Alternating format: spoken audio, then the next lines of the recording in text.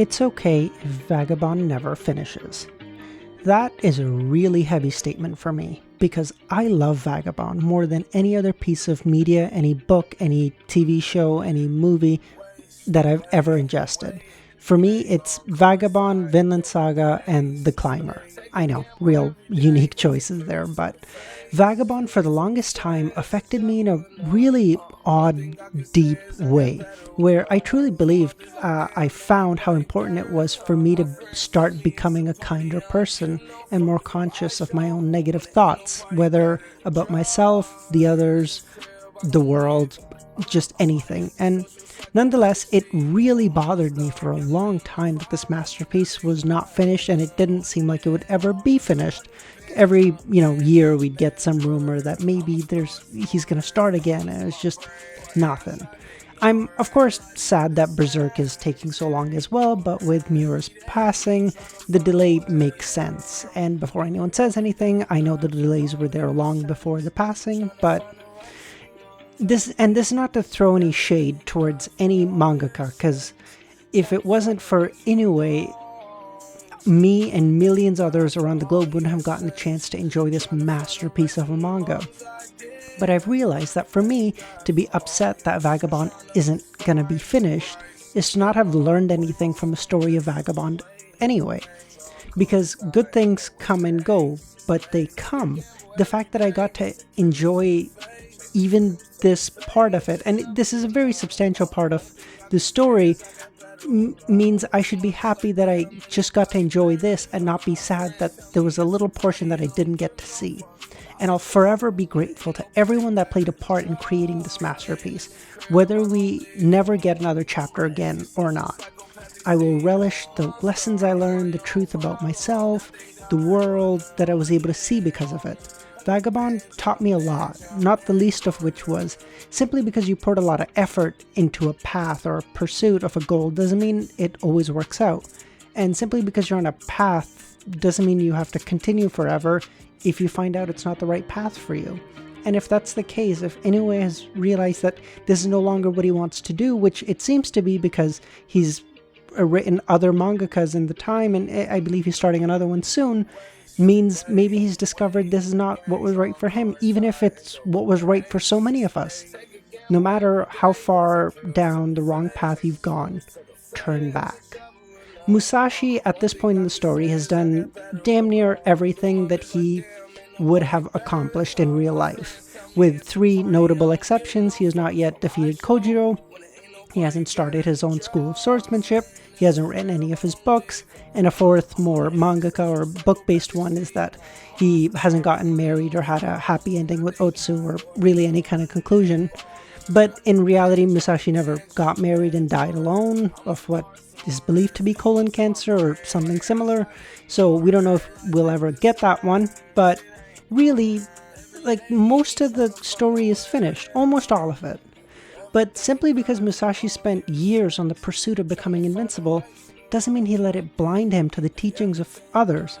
And when he found the opportunity to learn from great swordsmen who came before him, he didn't let their words go to the wayside. He took them to heart, understanding that they stood where he stands now, decades before him. And when given the option to leave angry, vengeful, he decides to take the opportunity before him and discover that the world is bigger. Because in this world, when we're young, everything feels like the end of the world. Every problem feels like it's bigger than us. And if I don't pass this exam, everything will be finished. If I don't graduate on time, everyone will leave me behind. If I don't get this job, I'll be a failure. Just everything. But as you get older, you realize it doesn't feel that way forever. After a while, mistakes don't hurt as much as they used to, maybe because you get something invaluable. Perspective. You realize that, hey, I got through a lot of bad stuff that came before this, I'll get through this too, I'll be okay. If, I was let go, or if my job didn't work out, or if this, or if that, it'll be okay. It doesn't have to be the end of the world, and really, nothing ever is. For us, it takes years and years of experiences, both good and bad. The good teach you that the bad times will come, and the bad teach you that the bad times will also go. They will, stop eventually. Don't dread them. Don't cower in fear of them. Live your life. And it'll work out in the end, because there's only one way all of this ends anyway. We know what that is. So it's okay. And I know how much of life I see right now, and it's a really small portion, and how I see life will likely change a lot in the future. And the person I become will look back at this younger version of me and think he was stupid, and he didn't know anything, and he thought he was so clever. And I know that because every couple of years I have that moment where I look back and I go, my God, I was so stupid. Or like you think of an old memory and you cringe at the thought because you realize how stupid you were. And I think that's like a universal experience that everyone tends to have. And I don't truly know how much of that would have been possible without Vagabond. The old me didn't see the kindness as a virtue as I see it today. I saw strength, the ability to stand alone without needing others as a virtue, and asking for help as a weakness.